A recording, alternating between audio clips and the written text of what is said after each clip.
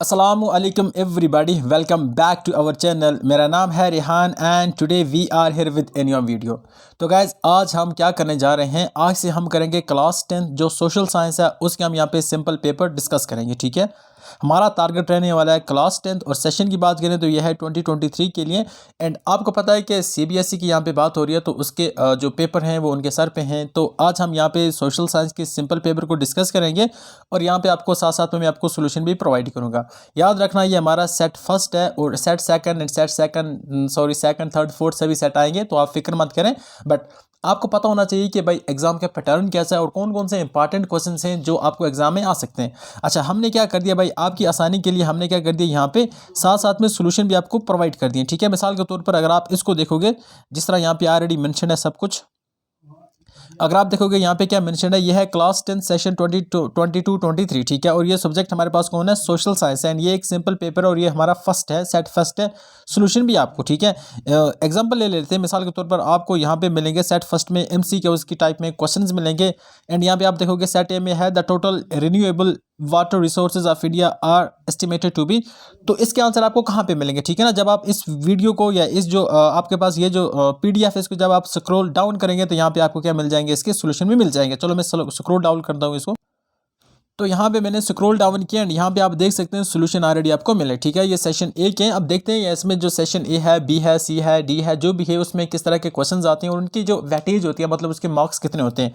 Question number first के जिसका answer यहाँ पे डी है, मैं आपको यहाँ पे जब मैं ऊपर प्रैक्टिस कराऊंगा आपको मैं अच्छी तरह से बताऊंगा।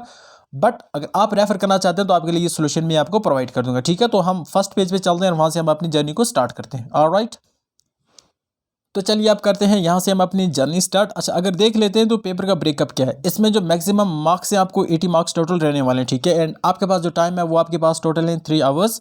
एंड इसके बाद सबसे पहले आप क्या पढ़ेंगे, जनरल इंट्रोडक्शन पढ़ेंगे। यस, ये होती है इंस्ट्रक्शन, सॉरी ये क्या होती है, जनरल इंस्ट्रक्शन होती है। पहले हम पढ़ लेते हैं।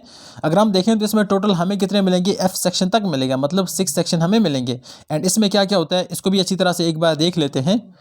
अगर सेक्शन ए की बात करें, सेक्शन ए में क्या होता है, आपको क्वेश्चन पूछे जाएंगे 1 से लेकर 20 तक और ये होगी एमसीक्यू की फॉर्मेट में। आपको पता है जो एमसीक्यू होते हैं तो वो 1 मार्क्स के होते हैं। सिर्फ ये पेपर इसकी जो इंस्ट्रक्शन है वो मैं आपको यहाँ पे सॉल्व कराऊंगा, बाकी हम सीधा क्वेश्चन पे जंप करेंगे, उसमें हम ये नहीं पढ़ेंगे। सेक्शन बी की बात करें तो वहाँ पे 21 से 24 तक होंगे और वो जो मार्क्स कैरी करेंगे वो कितने करने वाले हैं आपके, वो 2 मार्क्स कैरी करने वाले हैं। सेक्शन सी की बात करें तो ये 25 से 29 तक होंगे, मतलब क्वेश्चन नंबर 25 से 29 तक होंगे और इसमें जो मार्क्स होंगे वो 3 मार्क्स कैरी करेगा। उसके बाद सेक्शन डी की अगर हम बात करें तो वो 30 से 33 तक होगा, तो इसमें अगर हम मार्क्स देखें तो ये 5 मार्क्स होगा। उसके बाद अगर हम देखें सेक्शन ई की बात करें तो ये 34 से 36 अप टू 36 एंड इसमें जो मार्क्स होंगे वो 4 मार्क्स होगा। क्वेश्चन 34 से 36 एंड मार्क्स जो होंगे वो 4 मार्क्स होंगे। एंड सेक्शन एफ की बात करें तो ये 37 क्वेश्चन होगा और इसमें जो मार्क्स होंगे इसमें भी 5 मार्क्स होंगे और इसमें 37A 37B तरह के क्वेश्चन आपको दिए जाएंगे। आगे बढ़ते हैं, आगे यहाँ पे क्या कहते हैं, और यहाँ पे एक मैसेज देखोगे, there is no overall choice in the questions paper. Overall choice नहीं मिलेगी आपको, हाउएवर इन इंटरनल, मतलब क्वेश्चन जो होंगे सेक्शन में इंटरनल आपको वहाँ पे चॉइस मिल जाएगी एंड वहाँ पे आप इसको प्रोवाइड कर सकते हैं, मतलब उसको यूटिलाइज कर सकते हैं। ठीक है ना। And additional to this separate instruction are given with each session and questions where necessary. तो इनके अलावा भी यहाँ पे आपने देखे एक जनरल यहाँ पे आपको इंस्ट्रक्शन मिली है, बट जो सेशन स्टार्ट होगा वहाँ पे भी जब नेसेसरी होगा तब आपको इंस्ट्रक्शन दी जाएंगी। अच्छा, ये था मैंने पहली बार पढ़ा, हमारा सेट फर्स्ट था इसलिए मैंने पढ़ दिया। अब हमारे जो सेट सेकंड थर्ड फोर्थ आएंगे उसमें हम ये नहीं पढ़ने वाले, सीधे क्वेश्चन पे जंप करेंगे। तो चलिए आज हम इसी के साथ जंप करते हैं क्वेश्चन नंबर फर्स्ट के ऊपर या सेशन फर्स्ट के ऊपर। सेशन फर्स्ट क्या कहता है देख लेते हैं उसको। क्वेश्चन कहता है the total renewable water resources of India are estimated to be. तो कहता है जो इंडिया का रिन्यूएबल वाटर है वो कितना है। यहाँ पे आपको 4 ऑप्शन है, तो इसका राइट ऑप्शन जो क्या आएगा वो आएगा 1897 स्क्वायर किलोमीटर पर एनम, मतलब एक साल में हमें इतना वाटर यहाँ पे मिल जाता जो है एक रिन्यूएबल एनर्जी की फॉर्मेट में। क्वेश्चन नंबर 2 देख लेते हैं, 2 क्या कहता है, question number second, who wrote the book small is beautiful. अच्छा, एक बुक है जिसका नाम है स्मॉल इज ब्यूटीफुल, जिसका ये टाइटल है एंड इस बुक को किसने लिखा था, आप जल्दी से इसका आंसर बताएं। आपके पास ऑप्शन ए आता है गांधी जी, ऑप्शन बी आ जाता है सचू मचर, ऑप्शन सी आ जाता है हिटलर एंड ऑप्शन जी आता है जवाहरलाल नेहरू। तो इसका राइट आंसर आ जाएगा ऑप्शन बी आ जाएगा। इतना होगा क्लियर। एमसीक्यूज के फॉर्मेट में ये जो 20 क्वेश्चन होंगे हम सभी यहाँ पे करेंगे, बाकी मैं आपको जनरल आइडिया दे दूंगा। ठीक है, अरेंज द फॉलोइंग यानी करेक्ट सीक्वेंस। जो आपको नीचे 4 ऑप्शन है इसको आपको क्या करना है, करेक्ट सीक्वेंस में अरेंज करना है। क्या कहता है, अगर पहले देखें तो कहता है ब्लास्ट फर्नेस, उसके बाद transport of raw material from plant, और उसके बाद कहता है शेपिंग मेटल, एंड उसके बाद कहता है पिग आयरन। अच्छा, इसको आप नजर लगाओ और बताओ इसका राइट आंसर क्या आ जाएगा। ठीक है, अगर हम देखें तो सबसे पहले क्या होता है भाई, हमें सबसे पहले करना होता है ट्रांसपोर्ट करना होता है। क्या करना होता है? ट्रांसपोर्ट ऑफ रॉ मटेरियल करना होता है। यहाँ पे मैं मार्क कर दूंगा। सबसे पहले हम क्या करेंगे? ट्रांसपोर्ट ऑफ रॉ मटेरियल करेंगे। उसके बाद हम करेंगे ब्लास्ट फर्नेस करेंगे। ओके, तीसरे अगर हम देखें तो चौथे पॉइंट पे क्या करेंगे? पिग आयरन करेंगे। और पांचवें नंबर पे हम करेंगे शेपिंग ऑफ मेटल, जो हमारा फाइनल निकल आएगा। तो अगर हम यहाँ पे देखें तो हमारा ऑप्शन बी यहाँ पे राइट आ जाता है। ऑप्शन बी को आप क्या करोगे? यहाँ पे टिक करके आगे बढ़ जाएंगे।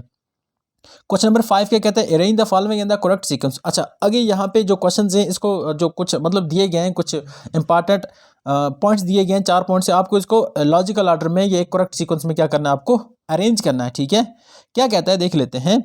Revolt against economic hardship, option A Napoleon invade Italy, option second. और थर्ड क्या कहता है? Slav nationalism gather force in Habsburg and Ottoman empire, and option जो डी है हमारे पास वो कहता है ग्रीक स्ट्रगल फॉर इंडिपेंडेंस। तो जल्दी से बताएं, जो हमारे पास क्वेश्चन नंबर 4 है उसका आंसर क्या आ जाएगा? अगर हम देखें तो इसमें जो पहले नंबर पे आता है वो आता है हमारा नेपोलियन इन्वेड इटली। ठीक है, ये पहले होता है, ये इवेंट पहले होता है।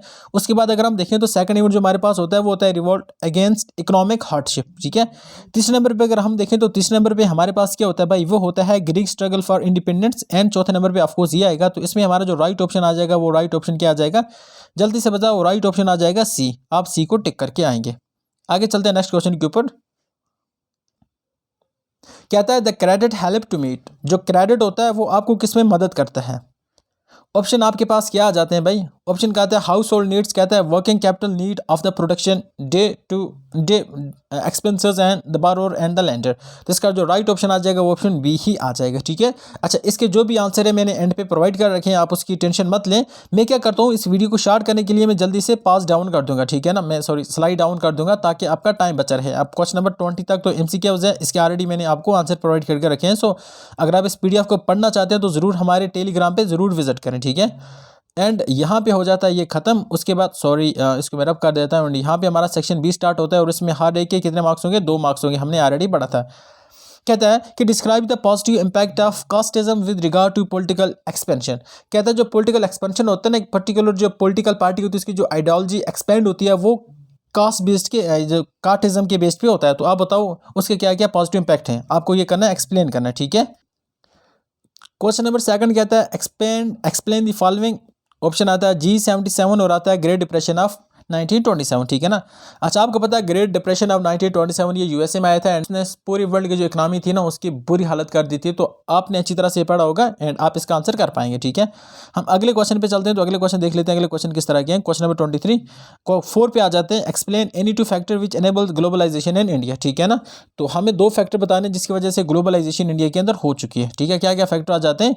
तो आप देखोगे एक तो आता है लिबरलाइजेशन आ जाता है, and advancement in information and technology. एक तो इंफॉर्मेशन एंड टेक्नोलॉजी में एडवांसमेंट आ जाती है और दूसरा लिबरलाइजेशन आ जाता है। अच्छा, लिबरलाइजेशन क्या होता है, प्राइवेटाइजेशन क्या होता है, ग्लोबलाइजेशन क्या होता है? आई होप आपको ये अच्छी तरह से आता होगा, अच्छी तरह से समझ आता होगा। ठीक है, अब आते हैं हम अपने क्वेश्चन नंबर 25 पे, एंड इसमें क्या होता है कि हर क्वेश्चन के जो हैं 3-3 मार्क्स हैं।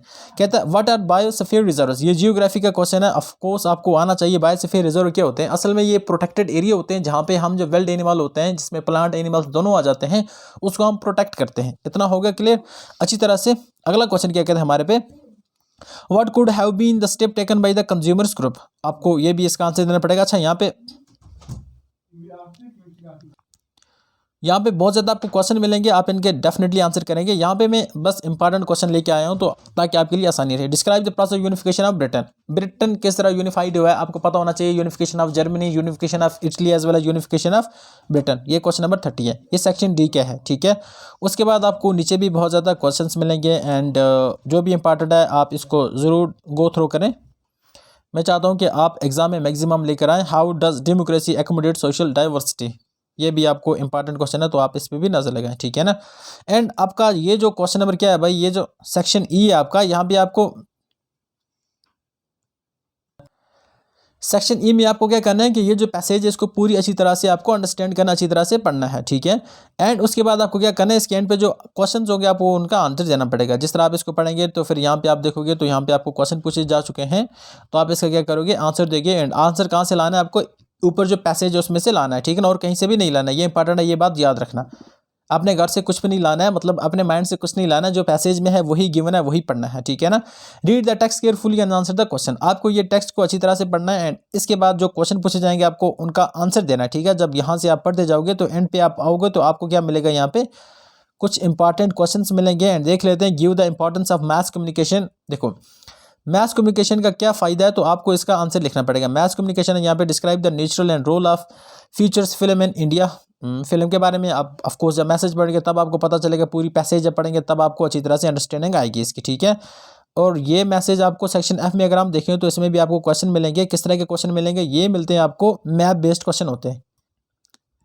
नजर लगा देते हैं किस तरह के क्वेश्चन आएंगे, मैं यहाँ पे देख लेता हूँ। Two places A and B have been marked on the given outline. ये मैप बेस्ड है, ठीक है ना। आपको क्या होता है, मैप के ऊपर कुछ पर्टिकुलर चीज़ों को लोकेट करना पड़ता है। जिस तरह मैं यहाँ पे देखूंगा, जिस तरह है on the question number B पढ़ लेता हूँ आपकी आसानी के लिए। On the same outline map of India locate the labels and 4 of the following with the suitable symbols. आपको मोरमैगो फोर्ट जो है वो दिखाना है, नोएडा बताना है, एंड ड्रग बताना है, एंड कल्पाकम बताना है, राजीव गांधी बताना है। ये क्या है, ठीक है ना। मैप की वजह से आपको यहाँ पे है मैप एंड यहाँ पे आप इसको इजीली बता पाएंगे, ठीक है। अब आपको इसका आंसर कहाँ से लाना है भाई, आंसर की तो टेंशन आपको लेनी ही नहीं है, क्योंकि आंसर आपके लिए मैंने यहाँ पे प्रोवाइड करके रखे हैं, ठीक है। देख सकते हैं आप अच्छी तरह से, आपको सब आंसर यहाँ पे मिल जाएंगे, ठीक है ना। आप जब पीडीएफ को गो थ्रो करोगे तो एक तो आपको पता चलेगा इंपॉर्टेंट क्वेश्चन कौन से हैं, दूसरे आपको सबके आंसर मिल जाएंगे यहाँ पे, ठीक है ना। तो इसी के साथ, इसी गुड नोट के साथ हम करते हैं इस वीडियो को अलविदा, कि आप लाइफ में हमेशा कामयाब रहें। और कंक्लूड करने से पहले आपको ज़रूर रिमाइंड करेंगे कि मतलब हमारे चैनल को ज़रूर सब्सक्राइब करें, इस वीडियो को लाइक करें और अपने फ्रेंड के साथ शेयर करते पहले, ठीक है ना। तो मिलते हैं सेट बी में, तब तक के लिए अल्लाह हाफ़िज़, have a nice time ahead, thank you guys.